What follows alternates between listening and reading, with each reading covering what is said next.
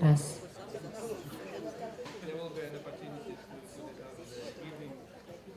Дорогие друзья, прежде чем как начнется ваш замечательный день сегодня и благотворительная погода, мы рады тоже этому, я хотела бы передать вам сердечные, искренние слова благодарности от Ольги Дмитриевны Чернавской, которая только что позвонила мне и сказала, что именно благодаря вашей поддержке, тому сообществу, которому и она принадлежит, и причастен ее отец, сумма по перевозке в 60 тысяч была компенсирована вчера вашими усилиями. 62 700 рублей было собрано. И сейчас Ольга Дмитриевна просила всех вас поблагодарить и сказать, что она с вами. Спасибо.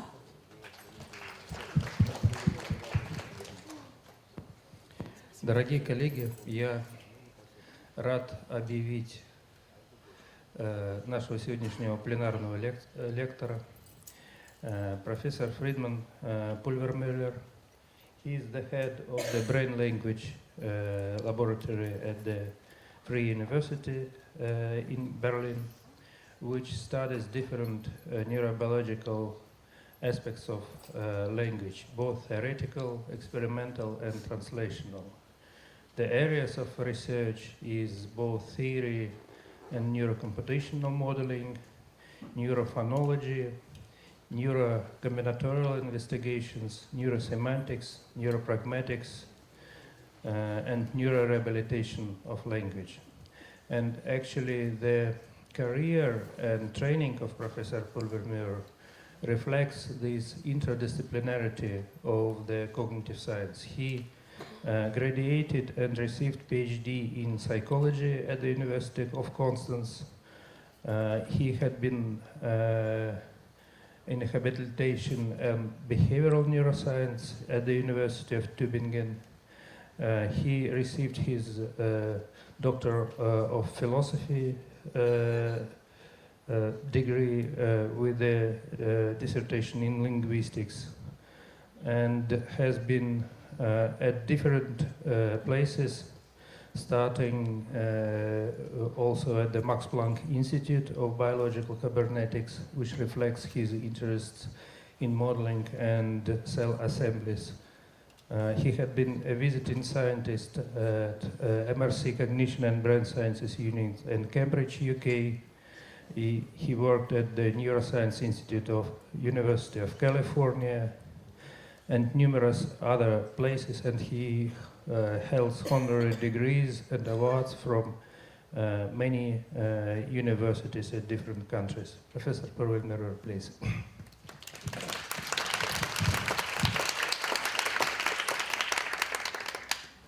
Thank you so much, Professor Anokin, for your kind invitation.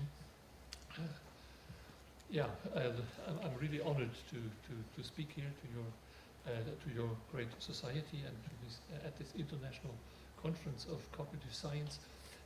I'm particularly pleased that Professor Anokin actually asked me to speak about cell assemblies and language and brain theory, so about models we have been developing, well, many years ago, and that have been over the years become more fruitful in inspiring some experimental research, and it's of course a great pleasure for me to speak about a bit more broadly about the underlying hypothesis, the more recent modeling we have been doing, and also the experimental results that have been accumulating over the years.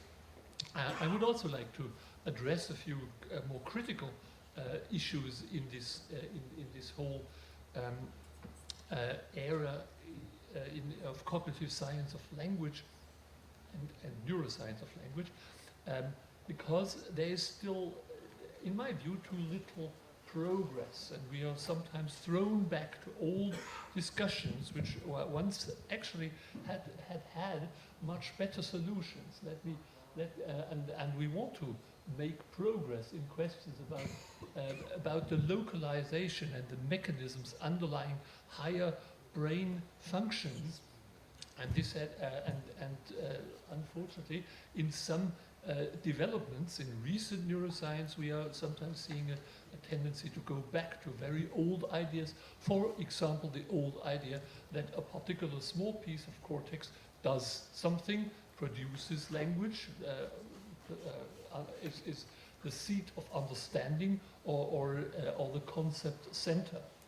Let me. So this is still a problem. How could we think of cognitive functions being seated in the brain, so to speak? Most theories still, or many current theories still believe that, state that there are particular areas responsible for things like meaning processing, but we all know, probably we all agree that it's not so fruitful to assume that meaning or concept processing is just the function of this very small part of the brain. So if we look at what has recently been proposed about regarding the question where semantics, meaning of words and symbols, even longer utterances, or in other phrasing, where concepts are localized in the brain, there's just a mess and a huge variety of variable statements. When I wrote my first big review in the behavioral brain sciences, 1999, I got very about the ideas of cell assemblies and language processing. Actually, I got many very positive responses, but many of the colleagues actually said, "Well, Pulvermüller is almost right, but we have just discovered that meaning processing happens at this particular locus in the brain." And then you can see all these illustrious names here of the responders, and they said, "We have just found meaning processing here, or we found it here, or we found it here, or we found it here." Now, you may say this is 20 years ago, 25 years ago, I mean, right? Or 15, or some of it 20 years ago. And maybe things have changed. No, a recent update produced this map in temporal cortex. And then even more recent, last year I was to a conference, and here on your right you see the speakers, or the names of the speakers of the conference, and the theories they advocated. So we still have the idea that there is a semantic processing center, a semantic hub, and this is at a particular, relatively small cortical locus.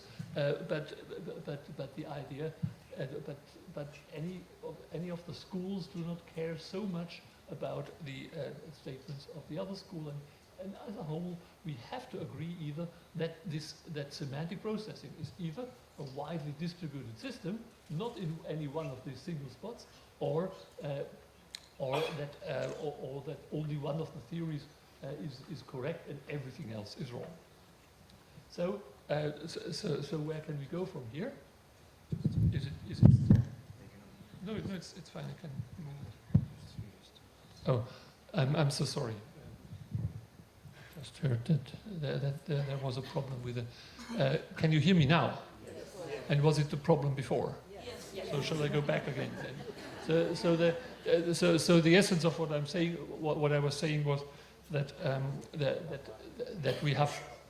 that we have a range of semantic theories, semantic brain theories, and many of them making statements such as this particular small brain area here or there, the red one, the yellow one, or the green one, is a semantic hub, a semantic region. But then, firstly, there are different statements of this sort, and we have to either agree that it's a rather wide set of areas that are important, or we have to state that only one of these models is correct, which is probably, given the evidence each of them has in favor of itself, this is not a very fruitful approach, I believe. Now, moving. However, I should say that each of the approaches has strong arguments in favor of it. For example, here we all know the data about semantic dementia, lesions in the anterior temporal lobe in both hemispheres usually cause a problem that is specific to conceptual processing. But this, of course, proves that this particular region, anterior temporal cortex, is very important for meaning processing, but not that other regions are not so important.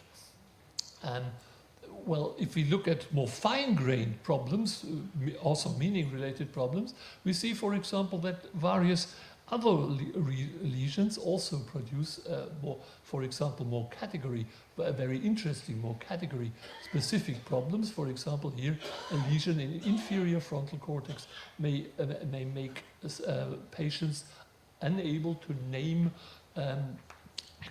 actions and speak about actions, while even here different lesions in the anterior temporal cortex may produce different patterns of semantic deficits. So how do we explain all that? It's not easily explained by saying we have a semantic hub, but unfortunately and sadly we are still in a theoretical stage where many scientists make statements such as this one. So for example, Greg Hickok in his book on mirror neurons recently published said that the posterior superior temporal cortex is the real gateway to understanding. So here you have the idea, one region, one relatively small few cubic centimeter region does the job mainly. So this is the gateway, this is the most important region for this task. Well, but we should know better.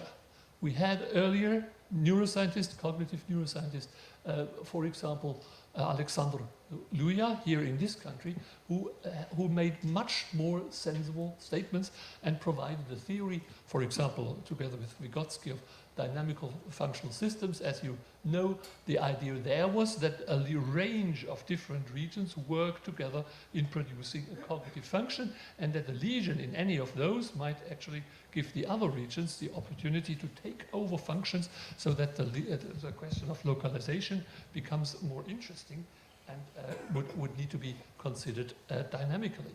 And I can just, I read a little bit of Luja in the last days again, and sometimes we, when reading what he writes, today you would say, we would just say you couldn't phrase it better. Highly differentiated cortical zones working simultaneously and accomplishing new tasks by means of inter-center relations. So this is something in very modern neuroscience is a major idea. It's the relationship between the regions and the connectivity that is of great importance. Luja said this actually many years before. This is just the date of the publication of the English translation of an article about Vygotsky's work. Now, but where's a way to go forward? I would propose, so we may ask, but why would we actually assume that a particular brain area is important for meaning processing, for semantics? And how would the interaction between areas come about? I think in order to make progress here, we need explanations. We need explanations, and the explanations are not of the sort as a scientist, I state that this area is the semantic hub, or I have some data that tell me this is the hub. This is not good enough. We want to have a reason for it. We want to ask, why should semantic processing be confined to that region? Why should it, on the other hand, be distributed? And this would mean we go back to what we know about brain function. We look at neuroscience principles and try to deduce axiomatically from these basic statements our claims about cortical localization. So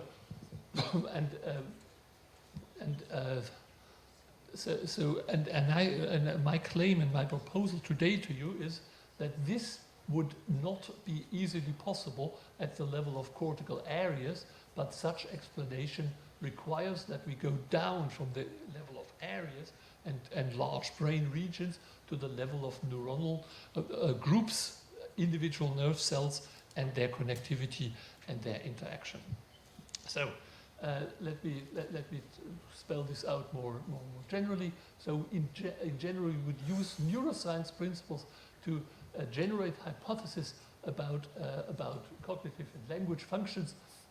So we would ask the how question in terms of nerve cell assemblies and simulations of those. We test those hypotheses in neuropsychological and imaging experiments, and finally we try to come up with an answer to this why question. Why should this area activating at a particular point in time, why should it become important for meaning processing, for example? So we would explain based on this modeling and principled neuroscience approach. Good. What kind of neuroscience principles would we have available in this endeavor? For example, let me just introduce two of them, which I think are of great importance. I'm really sorry that this computer is...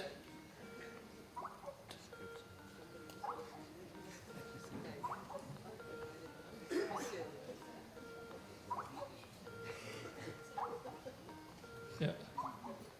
So this is really... I'm really sorry. This is, we had this laptop switched on in order to check something now. It's disturbing the talk, so I'm sorry.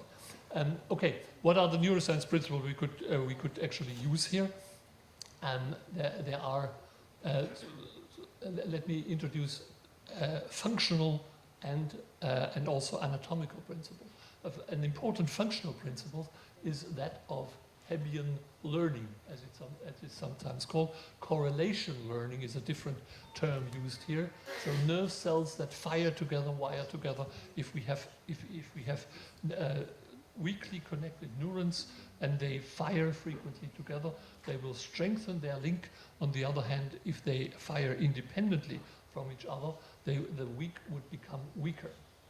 So in other words, this means that the correlation and timing of neuronal activity is translated into structure, into connection strength between nerve cells. Then the a second important feature and set of principles comes from neuroanatomy, from brain structure. We know a good deal about the local and long distance connections within the human brain that we could use for theorizing where connections would develop, where exactly simultaneous activation of neurons could be mapped. If the connection is there between two distant areas, for example, it is possible to map correlation between neurons, even if they are at different ends of the cortex. If the connection is not there, such mapping must be indirect or cannot actually happen. And the knowledge about these long-distance connectivities would actually mean that there could be strong links indeed between very distant areas in cortex, and this implies something Breitenberg and other anatomists have called information mixing. By this they mean that if there's a neuron that only cares about one modality, for example a motor neuron in the motor cortex, and there's a second neuron in the auditory cortex that only cares about auditory input, and we activate the two together, and it just so happens that the two are directly or indirectly linked, it is possible that the connections between strengthen, and therefore each of them starts to process some of the information of the respective other neuron. So the motor neuron will not remain a motor neuron anymore, but it would also become an auditory neuron a little bit. It mixes the auditory and the motor information together. And of course, this is only possible if there are links between them, and a distributed network of nerve cells would develop that would actually guide the motor information to the auditory end and vice versa. And indeed, there have been major breakthroughs in favor of this view and most importantly, the discovery of sensory motor neurons and of mirror neurons, for example, by Rizzolati's group in Parma, are very important in this respect. They are obviously information mixers, and they are in support of such distributed cell assemblies ideas, namely that action and perception related information is being mixed, and the mechanism for that could be actually distributed networks of neurons that are very strongly related to each, very strongly connected with each other. Good. Let me just move on. And so this is just to show you such a mirror neuron. I'm sure most of you have seen such mirror neuron activity. Here, for example, this neuron would respond not only when a motor action is being performed, but it would also become active when the monkey, in this case, sees somebody else performing the action, or when the animal hears somebody produce this action. So the action sound would equally activate the mirror neuron. So, and this might be of interest for language, and there have been important theoretical proposals saying, well, mirror neurons provide the key for language, and indeed, sensory and, as I said, in mirror neurons, sensory motor and mirror neurons provide important support for distributed circuits and mixed sensory and motor information, and those are very important for language too, because one of the important things about language is that we are able to hear something and then repeat it. If it's a phonological unit or a sequence of syllables, we can repeat it, and this is something not many species can do. So there could be a repetition mechanism here and an imitation mechanism. However, it seemed there must be something else, because mirror neurons is a feature also seen in many species, especially in monkeys. But those would not be very good imitators. So, or as Tomasello expressed it, apes do not ape, or not so much at least. And also when it comes to symbols, they are particularly bad. So the apes are not very good in learning new symbols, and if they try very, very hard, they are restricted to a vocabulary of about 100, 200, in the extreme case 300. This contrasts with what we can do as humans, because we easily go up above 10,000 of words when we acquire a new language, and this is obviously without restriction. We can learn a second and a third language, and in Chinese, some dictionaries distinguish 500,000 of lexical items. Why are we so good in mapping form to meaning? Is it so that this repetition, imitation mechanism is just a bit better in humans? And if so, what would actually be the mechanism for that? And here, it's a very nice case where we can, meanwhile, link what we know at the psychological, linguistic level to some aspects of what we know from neuroanatomy, because there are certain connections in cortex which are very meager, almost undeveloped in the monkey, for example. Here, if we just look at the connection between the inferior frontal cortex and the superior and posterior temporal cortex, there are strong connections here in the human brain, but the monkey has very little of those.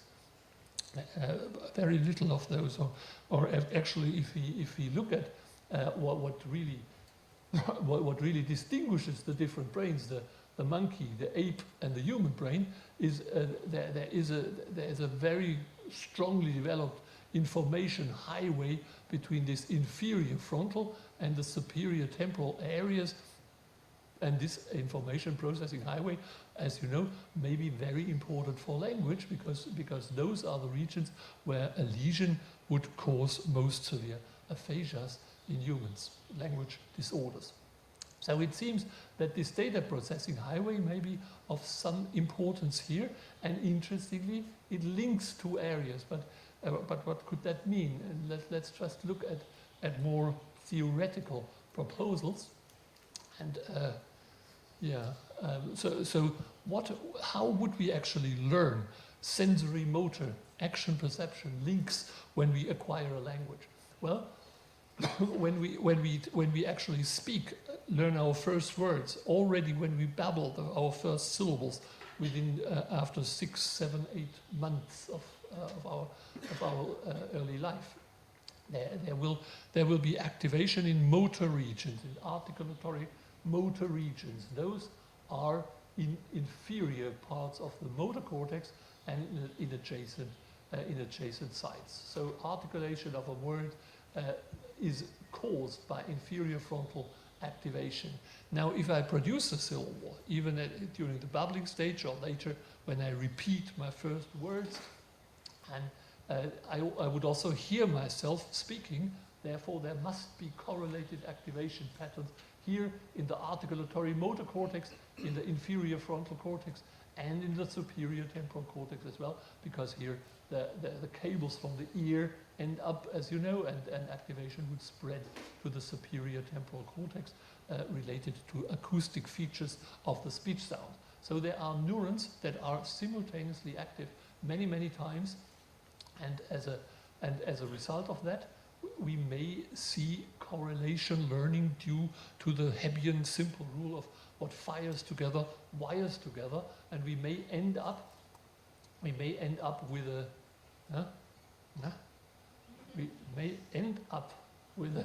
network that actually links very strongly the inferior frontal parts to the not very strong. The inferior frontal part to the superior temporal part. Why is this possible in humans and why is it not possible in monkeys? Well, because the data highway for this leakage is possible is there in humans, and in monkeys it's very much underdeveloped. So this data highway may therefore be the reason for building up a huge vocabulary, as we have argued, as Luciano Fadiga and I have argued in a paper a few years ago.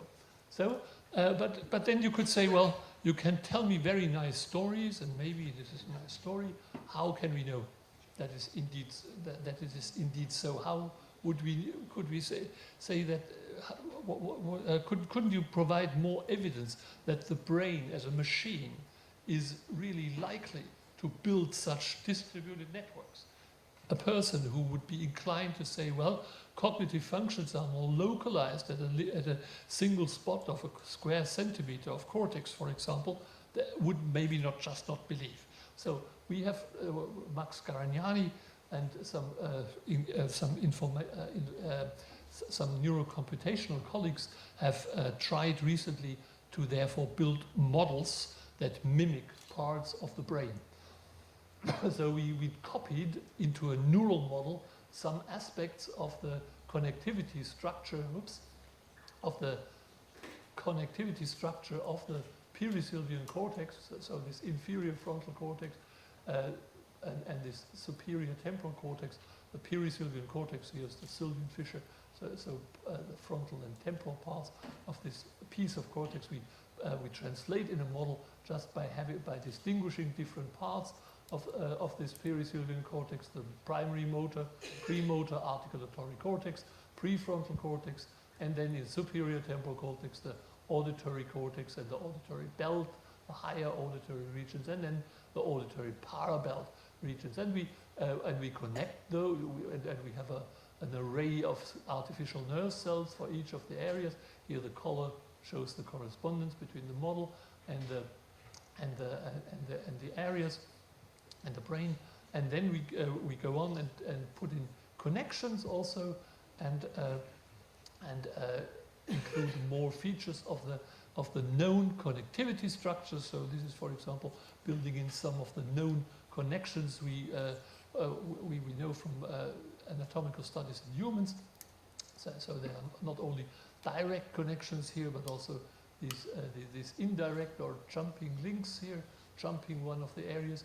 And the point here would be, now let's play language acquisition with this model. Let's do a simulation where we activate a few articulatory neurons and a few auditory neurons here on the other end of the network, and then let's just let the network learn by biologically plausible correlation learning. So we take one of the neurocomputational rules of biologically realistic learning, and we just present the correlational information to the network at its two ends, the articulatory and the auditory end. And as a result, we see that the network builds by its own, just by virtue of the learning mechanism that is also taken from biology. So it's a principled approach again. It builds distributed networks that reach from auditory to motor ends of this architecture.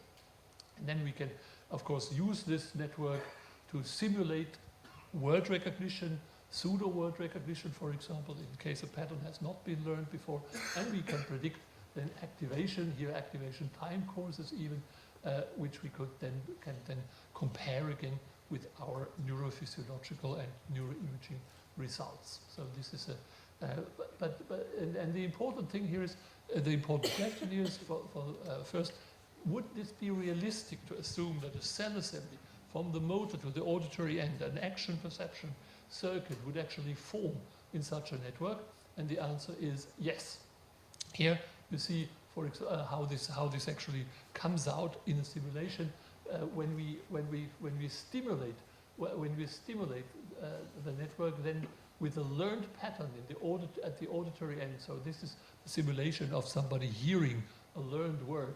We present here a pattern of neural activity to the auditory cortex. Each of the little white dots is one neuron, artificial neuron, being active. And now with time, this is time step 1, this is a few time steps later, we see a spreading of activation here from the auditory cortex to the higher auditory cortex, and then also to the auditory parabelt, the very high, wider area in the superior temporal cortex, and from there we see something like a big explosion-like process here, where activation now spreads to both ends of the neural architecture, not only in the auditory direction but also in the motor direction. And let's look at this more in more detail. So here we see there's a process of stimulation here, and there's this full, what appears to be a full activation, where the stored network, the stored cell assembly would actually become active as a whole, and then after a little while, activation would still be present in the network, but would slowly die out. However, with some substantial activation being maintained for many seconds by the network. So if we now go back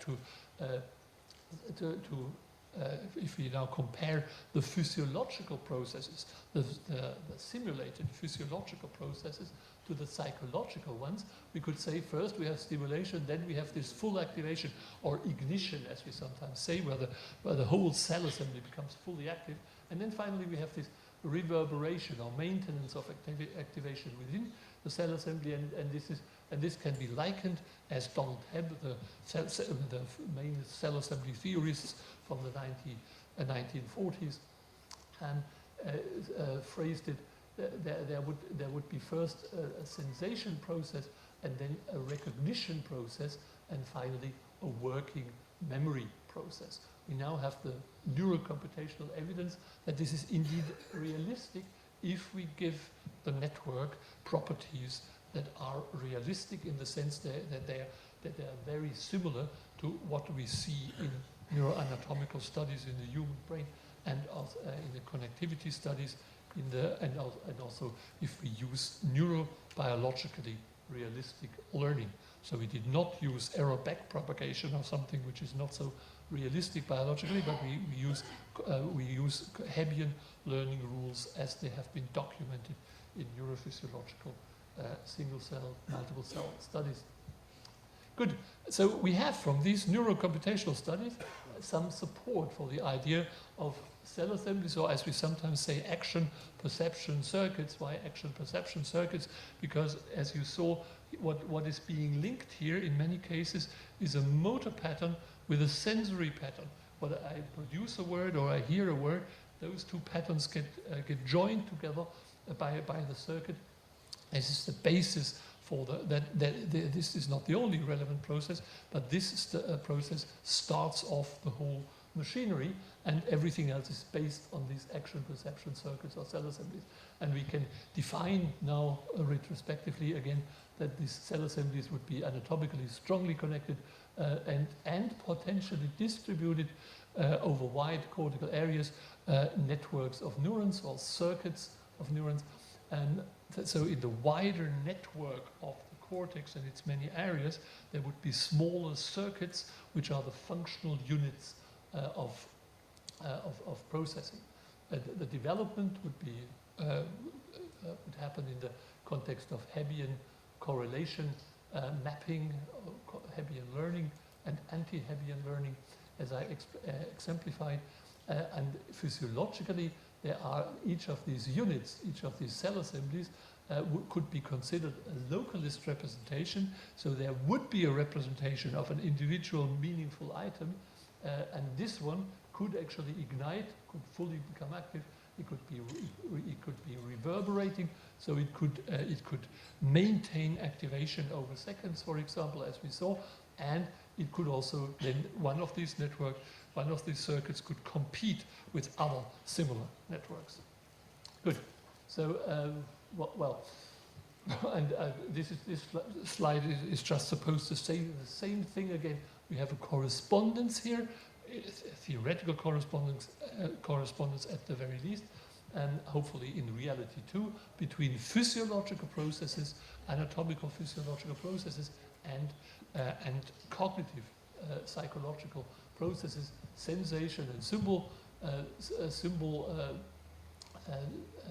early symbol processing would be the stimulation of the sensory end of the cell assembly. Perception and recognition would be the full ignition of the cell assembly core and the more peripheral parts, for example, in the motor and auditory regions. And then working memory, verbal working memory, in this particular case, would be the reverberation of activation within the network, within the circuit.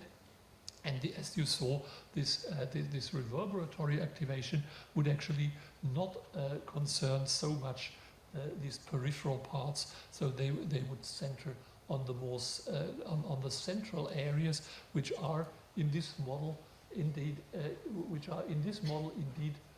As you let me just go back to this. No. As you see here,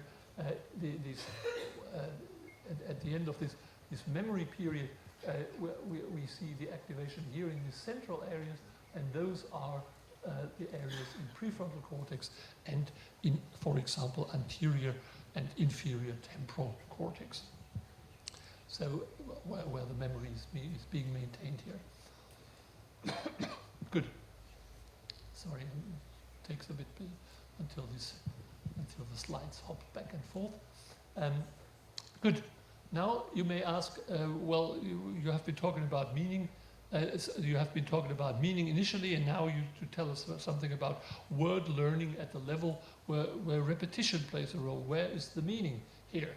So what happens if I learn the meaning of words? And of course, at a very early acquisition stage, we could say that when we learn the meaning when a child learns the meaning, such as of a concrete object-related word like sun, the word may be spoken to the child in the context of some visual experience. The child may see sun pictures or look at the sun, and therefore activation in this perisylvian cortex, when he hears the sun, may co-occur with activation in the visual system, where the visual features related to the perception of the object are activated. As a result, there would be simultaneous co-activation and formation of a more distributed network. And now an even more distributed network that also reaches into inferior temporal and potentially occipital regions. What would these green neurons here, so to speak, what would they do? They would actually code for for real world semantic features. So that a particular object, like a sun, is round, that it's yellow, that it's bright, and so on and so forth. So that, and those, but in a brain model, those would be features that would draw on the visual system particularly. Now, not all words are of the same sort. There could be some that actually have a very different set of semantic features. Let's look, for example, at the set of action-related words. A word like run, very similar phonologically to sun. However, here the child may be running around and the mother may say, oh, you're running so fast today. And what would happen here? There would be motor activation produced by the child running, and at the same time the word would be produced, and therefore activation in the motor system would occur together with this Peri-Silvian language related activation, and the networks may join together and form a cell assembly of a different kind. Now one that has, so to speak, action semantics built into the network. So we end up with a claim that there needs to be different types of semantic networks, different types of cell assemblies with different distributions across the cortex. This is the start for the claim that there need to be different semantic areas, and the roles of the different semantic areas may be slightly different between word types. The model also works for highly abstract words, for example, function words, and let me first say, one criticism of this model has been that people said, well, but not every word is learned, obviously, like sun and run, in the context of real objects or real actions. Most words, actually 80% of the vocabulary, are learned from context. So this model doesn't work for contextual learning, but this is not correct. As we pointed out, and as the simulations also show, it's very easy to use a base vocabulary of semantically grounded networks, so like the one we discussed before, the sun network, for example, and then have a new word occur together with that one, build a Peri-Silvian network for this new word, which is not yet meaningful, but by sheer co-occurrence of an already semantically loaded item with a novel item, there could be parasitic or symbolic theft-like activations, whereby this new network takes over some of the semantic neurons of the already established one. So contextual, in essence, contextual learning is indeed possible with this kind of model. However, note, and this is very important, the model only works, and language learning does only work, if we start off with what Harnack calls a grounding kernel of words that have been learned in action and object contexts. Otherwise, there could not be any such referential meaning-related neurons to transpose to the novel networks. But contextual learning is not a problem for this. Neither is abstract word processing. For example, in my first writings on this issue, I emphasized very much that it's important that to consider that some words indeed occur in correlation with sensory or motor events like in early childhood, but others don't at all, because they are so frequently used that they appear in all possible connections, and the only feature, the only thing they correlate is perhaps the class of words with which they occur in texts. For determiners, for example, these are nouns. For auxiliary verbs, these are full verbs, and for those function-related words, we would therefore not claim that they have cell assemblies with semantic inclusions outside the Peri-Silvian cortex, but rather their meaning, if you want to speak about meaning here, is laid down by connections to other similar cell assemblies, especially to the cell assemblies of whole classes of our words. Determine a noun, for example. Yeah, the issue of abstraction is a very interesting one, and I think this particular idea of correlation mapping between semantic features, which can come from the environment, from the visual domain, for example, and the building of abstract concepts offers a very fruitful avenue. So in simple conceptual space, we may see that a particular concept has a few semantic features that are always present. If we speak about eyes, we may think of conceptual and visual features like round, colored, like there would need to be certain curvatures and those and many and so it has some plausibility to claim here that a core set of semantic features is shared by the different instantiations of the concept in the real world. However, for abstract concepts, this is not the case. So the different instantiations, for example, of the concept of beauty, for example, would not overlap in any way. However, if you look at different instantiations pairwise, you may see that this one has a little round thing in the middle and this one too. So there may be a feature overlapping between the two. And also here, there may be the nicely curved line, which you find here in a very different abstract shape. So pairs of the instantiations of the concept might overlap in some features, but the overlap of all the instantiation is actually zero. This is called the family resemblance problem, mentioned by the language philosopher Ludwig Wittgenstein, and applies to many domains of concepts and meanings. And the correlation learning model here offers now an avenue towards explaining how the neural basis of these concepts might actually look like and might work. Now, of course, there is no overlap in this case, so it's not a straightforward between the semantic or conceptual or perceptual features and the occurrence of the word form, like beauty or beautiful. But then there are these partial overlap neurons, these family resemblance neurons that connect with the word form. But however, much more weakly than in the case of in the simple cases of a word such as eye or sun. Now the interesting point comes here. Here the three weakly connected feature neurons in this simple example would actually normally never occur together. What they have in common is just that they are frequently features of any set of beautiful things. So what we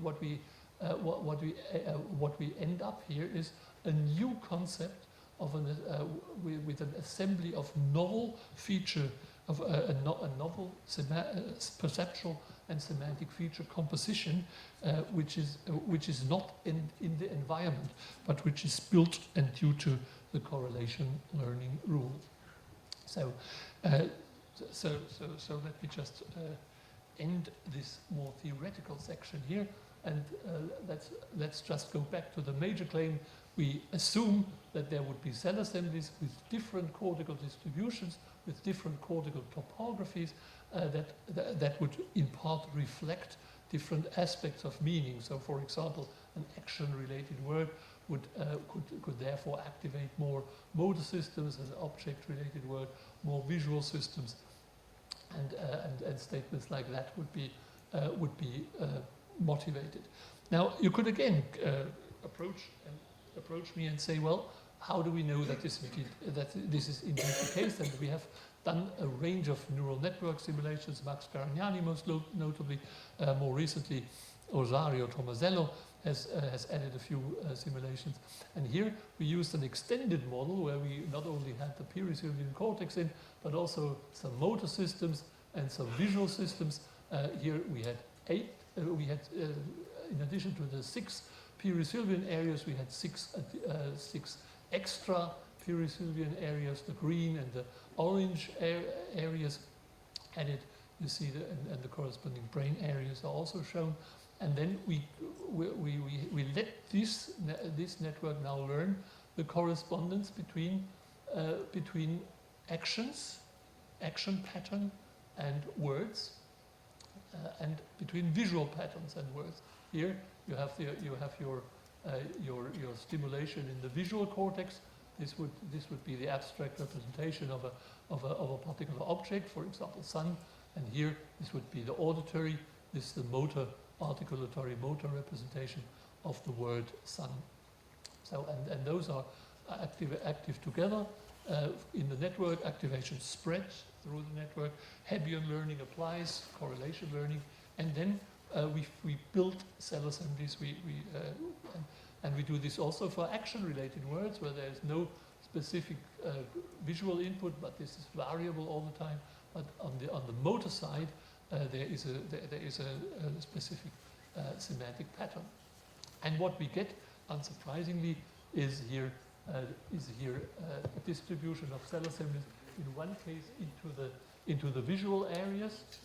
Just look at the upper line. So here in motor systems, there's very little for these cell assemblies for object-related words. But the other type of word here, the action-related word, the cell assembly of this type of word would spread extend into the motor system, into the arm, leg motor system. So let's look at the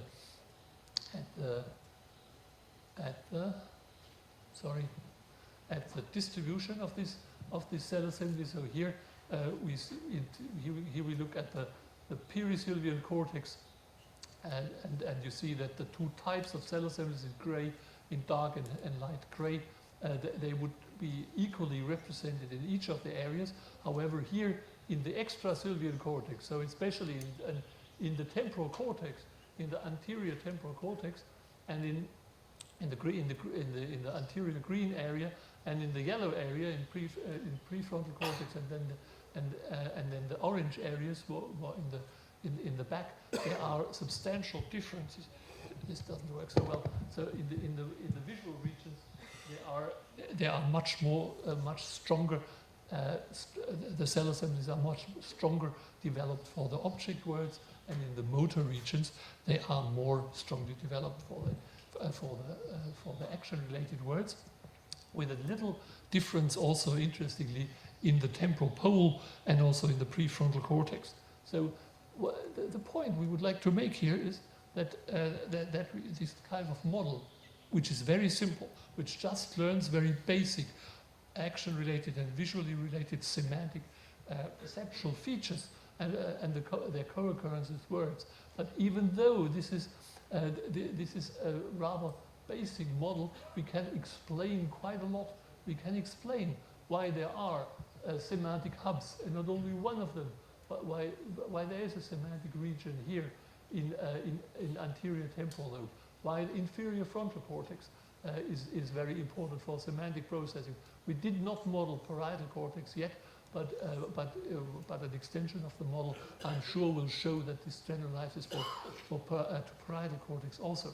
And the model, importantly and interestingly, would also explain why then different lesions in the perisylvian cortex could actually, and anterior temporal lobe, prefrontal cortex actually also could affect the processing of different word types to different degrees. So what we call semantic category specificity is explained by this type of model also at a very fine-grained level. So we explain multiple semantic hubs, semantic category, specificity, and importantly, and this is my core interest to convince you that this is a fruitful avenue, we can explain this on the basis of well-known neuroscience principles on the connectivity structure of the cortex and on the basis of correlational learning, as we know is a basic feature of any cortex, of any brain generally.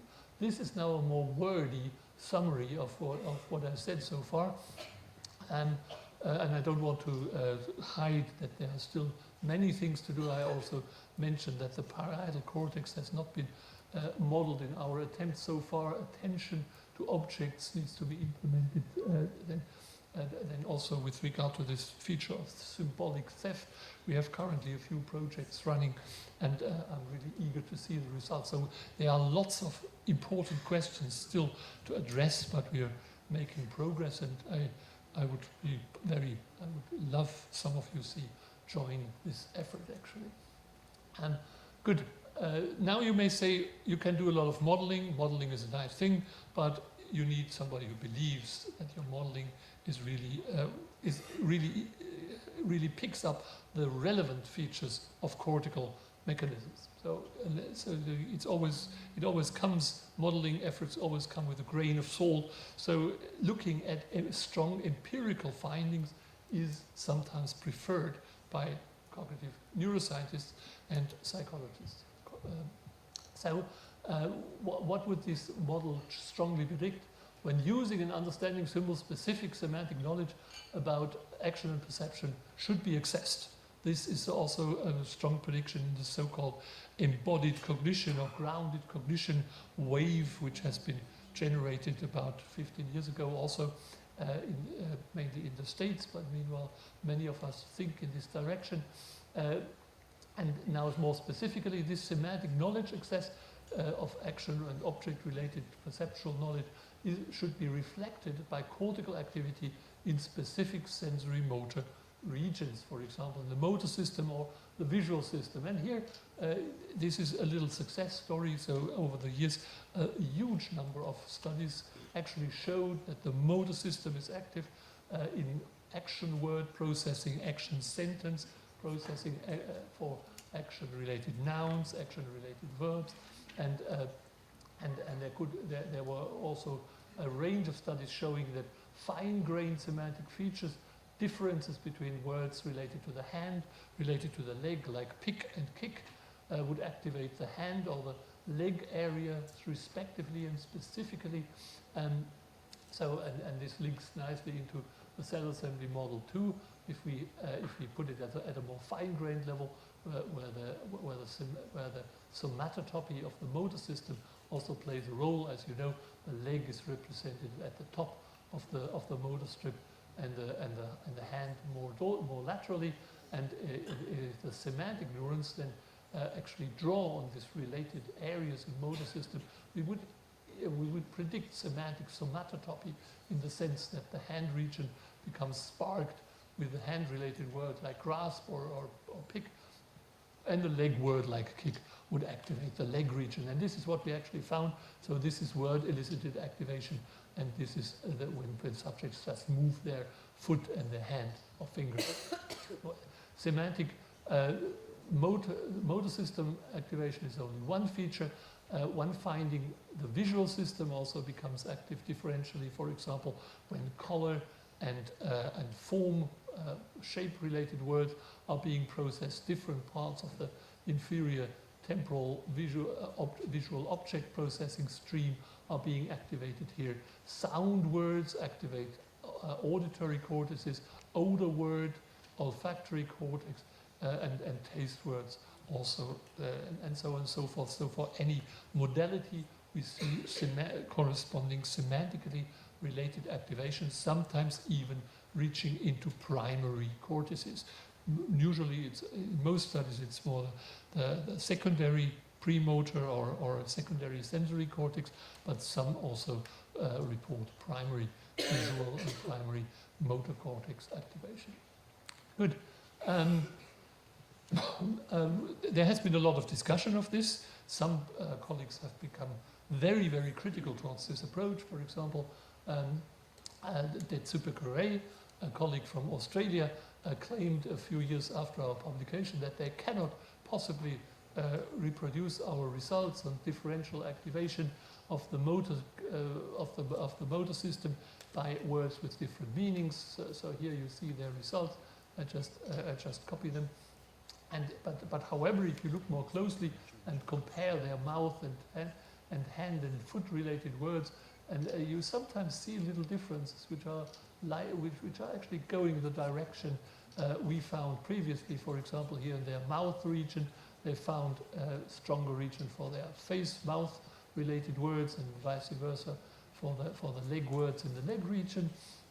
And I recently asked this colleague, Plenary, to send me his data for reanalysis, and I reanalyzed them, and surprisingly there was a significant interaction of region of interest and the word categories they used, the action word categories, where important aspects of our previous findings could be replicated and led to significance. Only their somewhat displaced hand area did not produce much activation. So this is something we also see sometimes, that not all of these areas show strong activation and therefore do not reveal critical differences. So there is a degree of a problem in replicating these results. However, if we compare results across many studies, I think there's a good agreement on the main outcomes. Here, for example, now the results from many studies from different labs collapsed. Here are the face-related words and sentences, their peak activations, the hand-related ones, and the leg-related ones. And you see very nice somatotopy in the motor and premotor cortex. However, in the parietal cortex, there's no structural division. So parietal cortex doesn't do this. Frontal cortex seems to show these somatotopic effects at the semantic level. And it does also not matter whether we look at verbs or nouns, for example. These activations are strongly dependent on a range of factors, for example, on context.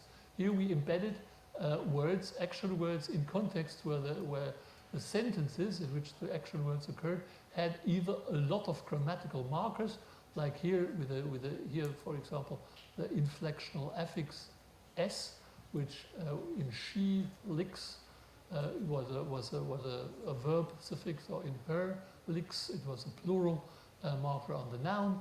So we also varied noun-verb difference. Now the noun-verb difference was not physiologically manifest in our study, even though the same words were used in their noun and verb usage. But we found a clear effect of grammatical overload, so to speak, with more grammatical information in a sentence. The semantic activation got reduced. So you see here motor system activation, and which is strong on the left, weaker on the right, and also anterior temporal lobe activation, semantically related anterior temporal lobe activation is strong on the left, weak on the right, and this was shown by a significant interaction only in extra-sylvian areas, motor and anterior temporal cortex. There was a dependence on syntactic context. Good. So this is not there all the time to the same degree, but it's modulated by a range of factors such as context. And it can also be suppressed. For example, if I press a button with my right index finger, it's very unlikely that semantic motor system activation also occurs on top of this very strong button press related activation. And this is just a comparison between the semantic somatotopy in sentence context and the single word elicited activation as we found it. These sensory motor system activations are not all there is. So sometimes people say, well, this guy Pulvermüller, he said that meaning is in the motor system and this is everything. This would be incorrect. We see, of course, if we look more completely at the models are a bit simple. They say, well, okay, there is a motor spot for arm words. This is critically predicted by this model. However, the model is also, as you saw, requires that the semantic hubs, the anterior temporal cortex, the prefrontal cortex, is active too. Actually, the number of semantic neurons our models have is even higher there than in the motor system. So if we look more generally at the activation patterns for individual word types, we see widely distributed patterns. Here for the face words, there's not only the face region here, but there's also posterior temporal cortex activation. Here for the hand words, there's also some activation in different parts of the posterior temporal cortex. And for the leg words, there is more anterior temporal cortex activation. And here, for more abstract shape-related words, we see activation in prefrontal dorsolateral prefrontal cortex, posterior parietal cortex, and again, some parts of temporal cortex. So the distributed circuits seem to be complex. We do not fully understand all aspects of their distribution, but I think it's very important to take account, to start taking account of the differences as well as the commonalities. This is again an example of how I think we will not make any progress here. For example, Bedney and Karamazza also published critically on this issue of generally action semantics and embodied cognition, and they claim very provocatively, understanding the word run occurs in modality unspecific neural systems in left temporal, parietal, and prefrontal cortex. So, and the essence of their argument is, well, let the motor cortex activate when you understand the word grasp. However, this doesn't prove you that this activation, this activated areas is also important. It could activate generally just for fun. This could just be overflow activation, spreading to the motor system, and for the leg region, it could just spread to the leg region. For leg-related words like kick, it could spread to the leg region, but this could not have any functional consequence, and it could also not have a semantic role. Well, this is a very diffuse statement and difficult to address experimentally, but I think what we thought is if we want to address it, we have to use an index, brain index, everybody is happy with as an indicator of semantic processing. And such an index is semantic priming. If there's semantic priming between two words, two concepts, then we, and a particular brain region supports that, then everybody should agree, well, this region is also relevant for semantics as such. So you know this, the examples of semantic priming. Apple would prime plum, but cattle would not prime the word plum. And we could also have cross-modal semantic priming, for example, using a footstep sound and then having the word kick as the target. In footstep sound context, the word kick might, if the motor system mediates any relationship, semantic relationships, then the word kick may produce less motor region activation in the leg region maybe when we hear the footstep sound before. So, so we asked, can the motor system in fact reflect semantic priming at a more, and even at a more specific level than other multimodal areas? And my colleague Luigi Grisoni took on this experiment and just published it in cerebral cortex a few weeks ago.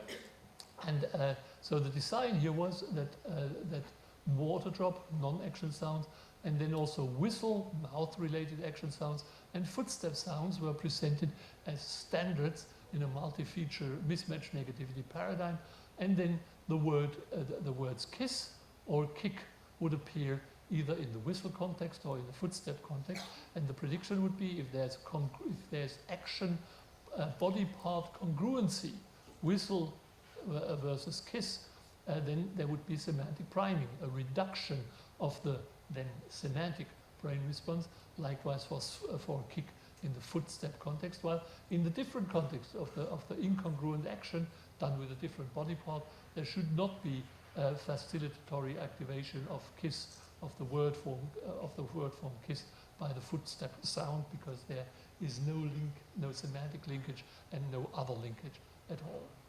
So Luigi Grisoni did this experiment and the results are here, and you see here that there are clearly stronger responses in one condition. The unprimed condition compared with the primed, semantically primed condition. So the word kick indeed produced much larger, much reduced brain responses when it was presented in the context of an action congruent sound, such as a footstep sound.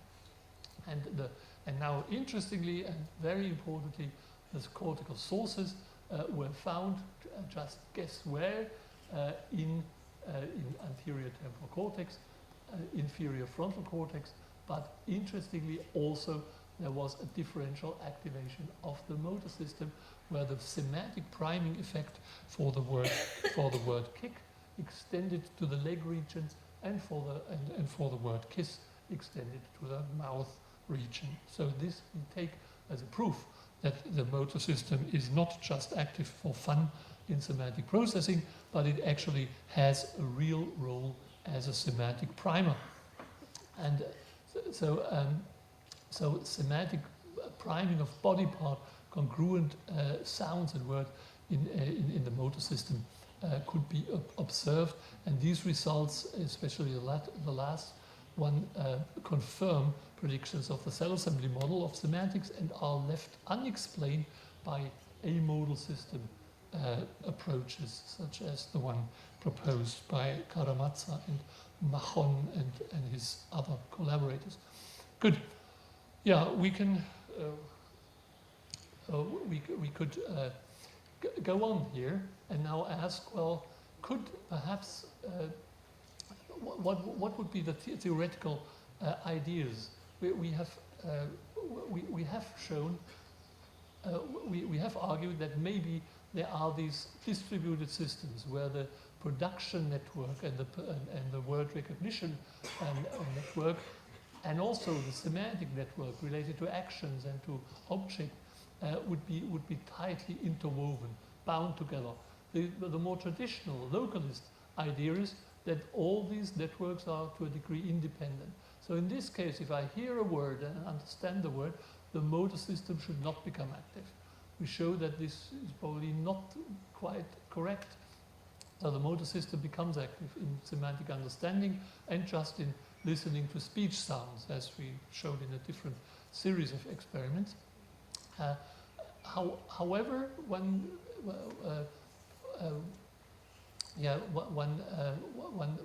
further, the activation evidence is sometimes not considered as being as strong as I already mentioned. The activation could always be said to be not very important and crucial and critical for the recognition, for the processing, semantic processing of a word or symbol. And in this case, the left model would say here, the understanding problem, the understanding process could be the interplay between these posterior networks here. And those networks would just be left out.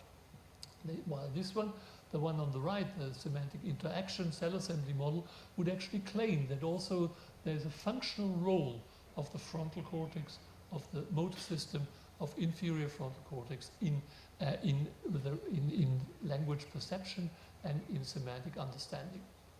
Now, we can look at lesion studies in order to clarify this. Is there a causal role of sensory motor cortex in semantic processing and in language processing more generally? Well, of course, we can look at patients. The problem here's one of these patients with just a frontal lesion. The problem here is it's usually very big lesions. So we have to really look very carefully for very small lesions, for example, as Luria did here in Moscow many years ago. Or one could use mathematical techniques. Here, lesion voxel-wise lesion mapping method used by camera. This also seems to indicate that this inferior frontal cortex and the motor system are very important and for language understanding, and a lesion there would actually lead to a specific problem in understanding and generally processing action-related words. We sometimes at the Charité University Hospital in Berlin see patients with very small lesions. Here, for example, one which just had a little white matter lesion underlying the motor cortex and showed a problem specifically in processing tool-related words, which actually fits the model quite well. And let me just skip over this slide. But given that with patients we normally have bigger lesions, and also the smaller ones are sometimes not easily interpreted, especially if we are looking at degenerative brain diseases, where there could always be a hurt somewhere else which is not yet manifest in the MRI, for example. It's perhaps advantageous to look at experimental techniques such as transcranial magnetic stimulation. So we did that and found, for example, when we stimulated here in different parts of the motor system, that we could impair the, so we could influence the processing of senseless syllables presented to our subjects. Here, subjects had to classify syllables as starting either with a B or with a P or T or D, and TMS was applied to either the tongue representation or the lip representation, and there was a change in this classification behavior. Now we got into a discussion again here. Hickok, in his book on the myth of mirror neurons, claimed that language comprehension is, as I said initially already, he claims that he sees the posterior temporal cortex as the only site relevant for language comprehension, and the motor system just as an irrelevant area here. So, and he said, well, here we had the wrong task and also the wrong stimuli, because the stimuli were obviously not meaningful. These were just phonemes to classify. What we did in a new experiment, Malte Schomes and the group in Berlin just published this end of last year in cerebral cortex. We looked here at a word understanding paradigm, where subjects heard words such as spear and then saw pictures and had, as fast as possible, to point to either that one or that one, and it was measured first how long it takes and whether they made any mistakes. And what we found, very similar to the previous phoneme-based experiment, that there is a difference, that when we stimulate the different articulators here in motor system, the tongue representation or the lip representation, we influence the recognition times of the words starting with a lip or with a tongue related sound. So we prove here an influence of motor system on single word comprehension. And we are not the only groups showing such causal effects. Here a study by Murakami, also published a few months ago, inferior frontal cortex, superior lateral motor cortex stimulation elicited in this case a number of phonological and also a small number of semantic errors in a similar word to picture matching task. We also had looked at this at a very fine-grained level at semantic influences of motor region stimulation by shooting at the hand and the leg representation and looking at how fast subjects are in just recognizing hand and leg related words. And what we found here is also that when we stimulate the leg region, for example, our subjects recognize leg related words a little bit faster. So, and vice versa for the hand words. And there's also a range of other labs who have shown similar results here, for example, by Liuzzi and by Willems a few years ago. Now the thing doesn't work again. Good. With regard to causality, we can say that stimulation to lesion in and even behavioral activation of the motor system has a causal influence on perceptual classification of speech sounds, on single word comprehension, and on and in other tasks which I have skipped over, on verbal memory as well. This evidence invalidates a major criticism of action semantics and related mirror neuron theories, especially Hickok's myth that motor areas have no role in comprehension. Good. So, how am I doing time-wise? 5 minutes. Good. Yeah, maybe I can give you a final shot. Of course, we can. We are not staying at the same level. Those people who advocate higher cognitive functions to be very narrowly localized. Here, speech production. Here, the speech comprehension network or speech perception comprehension recognition network. They would not leave their model simple, but would upgrade them in order to account for some things. For example, one idea currently discussed is whether there could be, so to speak, a help call under special circumstances.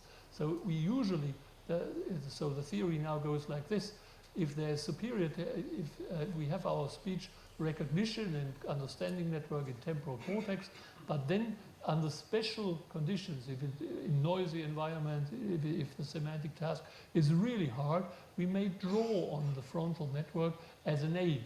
So help call model, I would call this. And on the other hand, we of course need to account with the cell assembly model. We need to account for basic things like that when we hear a word, we do not automatically repeat that word. You may know that at an early stage in childhood, the child has this tendency of just repeating everything they hear, but we don't do this at adulthood.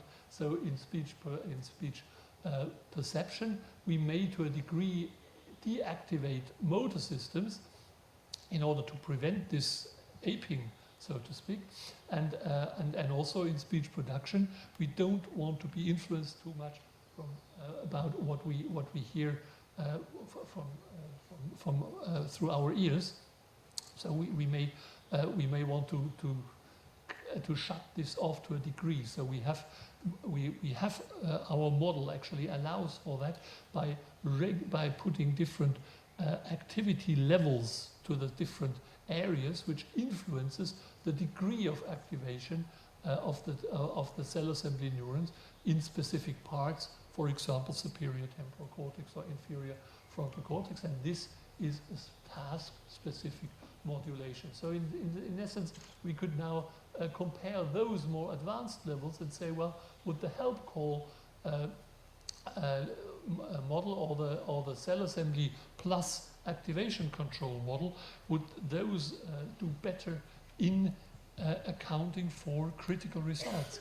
Which critical results? Well, one very important thing is here the relation of motor system, sensory motor system activation to various modulation factors. Task modulates, as I mentioned, this activation. Response requirements, if I press a button, the motor system activation is usually gone. By context, this I mentioned the grammatical context as one example. But the critical question might be here, is motor activation present at all if subjects do not attend to a meaningful stimuli? If they are just told to ignore them, to do something else, to watch a video film in many of our studies, and would in this case there would be no help call, there would be no task-induced need for motor system activation. Is then still would we expect some motor activation, for example, when we listen to leg, or when we actually try to ignore leg-related and arm and face-related words?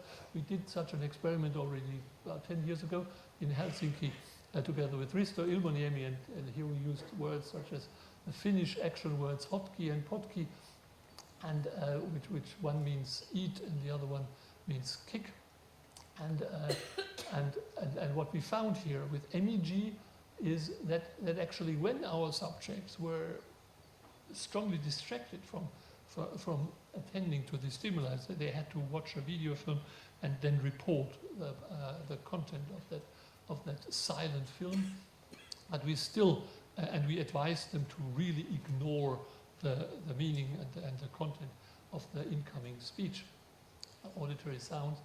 What we found is still some differential activation of motor strip with more dorsal activation for the leg words and more inferior activation for the face-related eat items. And we also could map the spreading of activation here. Let me just skip over that. Also in Luigi Grisoni's work, which I already mentioned, you can see here that already around 200-300 milliseconds, we see a difference in the semantic priming effects, and this is also induced in a paradigm where subjects really do not attend neither to the words nor to the action sounds. So we can be rather confident to claim that indeed we do not have any task-induced need to activate motor systems, which of course seems to make this type of a model more problematic. There seems to be a long-distance link between speech perception networks and those networks that process aspects of the meaning of words. So this is what I would offer you as a set of take-home messages. I'm not sure whether you want me to read that. Maybe I should do that. Many current models see concepts bound to single cortical regions. We probably agree that it's not very likely, but this idea comes back and back over and over again. To understand higher cognitive, possibly because it's just the simplest solution, and we have a natural tendency for simple solutions, but we should not go for them if we know that they do not work. To understand higher cognitive functions, we need to move beyond the level of areas and specify neuron, ensembles, cell assembly, activity guided, and this needs to be guided by neuroscience principles and neurocomputational modeling. The cell assembly model explains both multiple semantic hubs, so not just in the temporal pole, but in more than one cortical regions, inferior frontal cortex 2, and category specificity of cortical processing, so that in some cases we have a lesion and then a particular kind of word is most strongly affected, for example, the tool words in one of the slides. Meaning processing is not restricted to multimodal areas, but sensory motor areas may also index meaning and semantic priming. Sensory motor areas exert a causal role, very important, very hotly debated issue at this point, but the majority of studies weighs in favor of this statement. Sensory motor areas exert a causal role on speech perception and comprehension. So this is the anti-mirror evidence in the last 3 years. Anti-mirror wave fashion came up. I think now it's time for the anti-mirror wave. Sensory motor activation in comprehension is automatic insofar as it comes up, even if subjects try to ignore the meaningful stimuli. Right. And this brings me, this brings me to, I have actually prepared a few more slides in case, because I was kind of anxious that the 90 minutes would be difficult to fill, but I should finally thank all my collaborators now in the Brain Language Lab in Berlin. Especially mentioned should be Max Garignani, the main modeler, the leader of the neural modeling group here. I also showed results from Malte Schomas and from Rosario Tomasello, and then also I showed you some work, a patient study by Felix Friedemann, who is about to finish his PhD, and a postdoc in the lab, Dr. Luigi Grisoni, who did the work on semantic priming in the motor system. And I should thank all of them, and I should I should thank you for your attention. Thank you.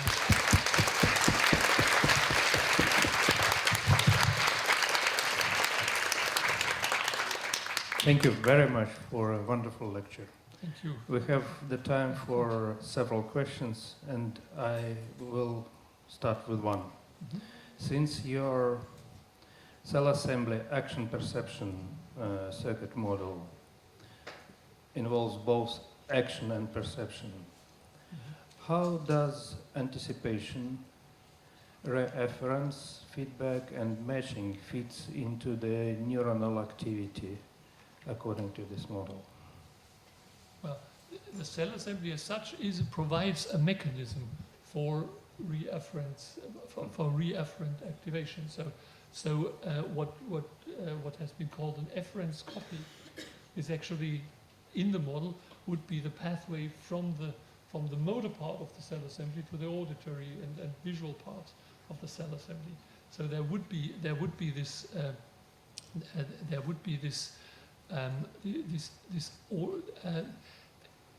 one could actually write about this in very much detail to work out the relationship of this distributed distributed network approach to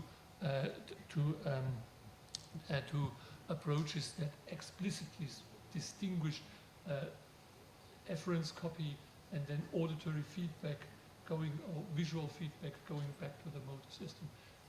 These are the forward and backward connections, which in our model we do not emphasize specifically as different entities because they are just connections of the same sort. But of course, their functionality can be investigated in the activation time course of the network. So we see the wave of activation moving to the back and then going back to the front. And this is, I think, a very important step to connect more classical theory with this kind of crude neural network approach. Thank you very much. Yeah. More questions, please. Somebody else? Yes, okay, wonderful. Thank you very much for your wonderful lecture. And all your illustrations were with left hemisphere.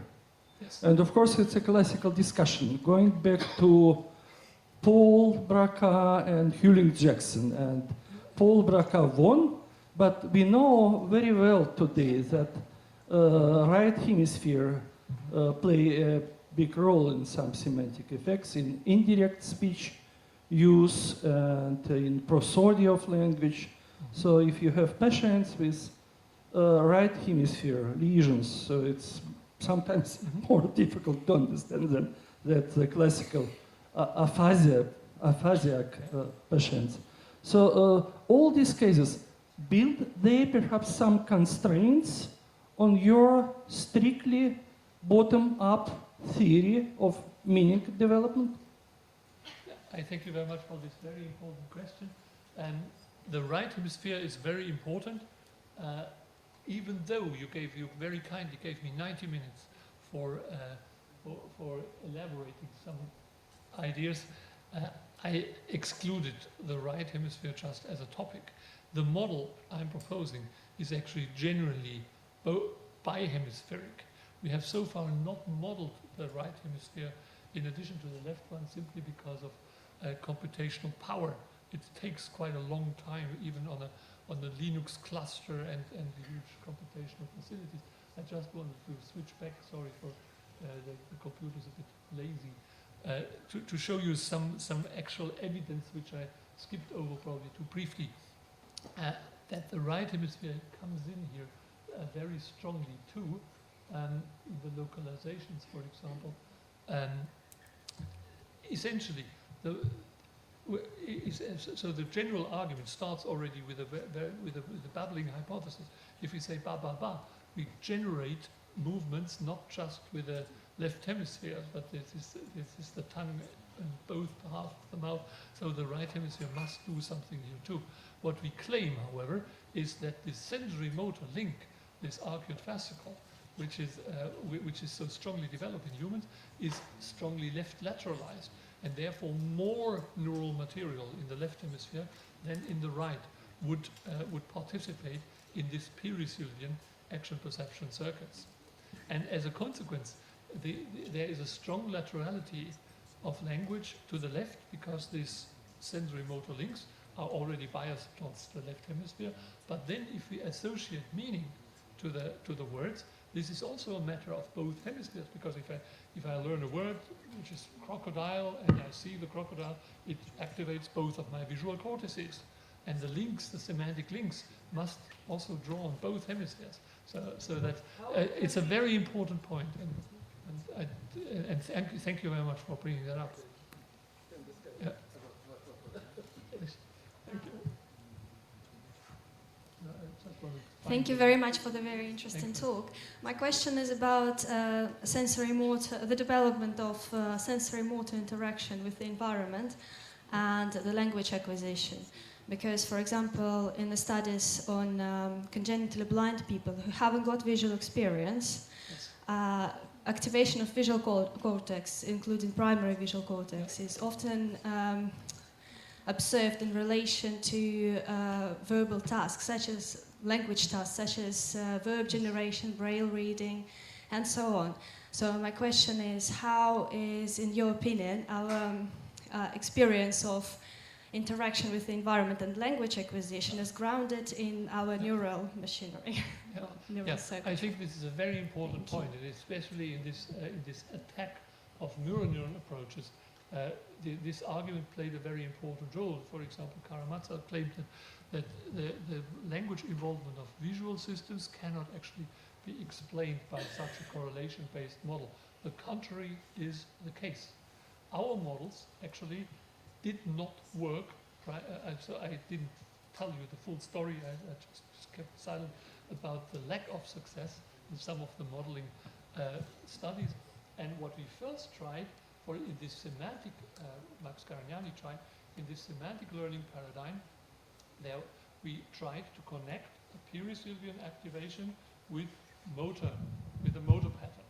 What we saw, oh I'm so sorry, I forgot about the microphone, irrelevant things, but can you hear me now? Sorry, I'm really sorry. I think it's very important, your question. The question was about the visual cortex becoming relevant for language in blind people, correct? Yes. Yes. So, and in brief, our models do the same thing if we just present them with activation in the motor system and the perisylvian cortex, the language areas, but the visual system is just not stimulated at all. So in this case, the visual system has no activation or just very little activation, and any activation pattern elsewhere can freely extend into the visual system. So this is neural plasticity as its best. It is shown by the correlation. There have been mathematical models by Eli Bienenstock at Brown University. He showed this phenomenon that if a punctual activation happens, if a restricted activation happens in a huge neural network, then these networks extend. So if I activate one neuron many times, it creates a larger assembly of cells around it, just because of Hebbian learning principles. So this is so the fact that unused cortex, like the visual system, is being invaded by areas where there's a lot of activation is not surprising. It's fully explained by Hebbian correlation learning. So if now blind people show language processing indexes in the visual system, this is exactly what our model also does. However, I should add, we have to constrain our model to do what to behave as it should in healthy as a model for healthy people. But if we as healthy people learn language, we have our eyes open, and therefore we have a lot of visual stimulation, variable stimulation. So there's a lot of irregular information, noise in the learning process. So I see that the word crocodile and this object, the word sun and that object, co-occur together here and there, but then there are many words used in various contexts, like the action words for which there is not a consistent visual pattern, and therefore the visual neurons will not be so strongly connected to the action word representations. So essentially, because the visual in the blind visual cortex is just silent, these cell assemblies, language-related cell assemblies, can invade visual regions, and the models show this very nicely. Only if we keep the visual cortex busy by uncorrelated information, then we get this nice differential distributions. So noise is very important for this modeling. Thank you for that very important question. And this so is just, that this there is, are more questions, but I'm very sorry. Let me just add this very simple comment. Here you see, for example, activations, category-specific activations, also in the right hemisphere.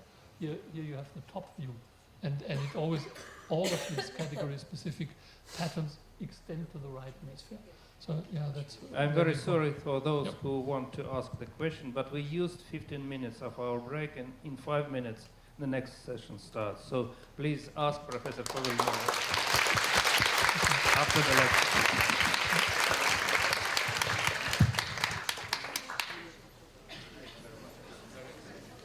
Thanks so much. Give me so much time.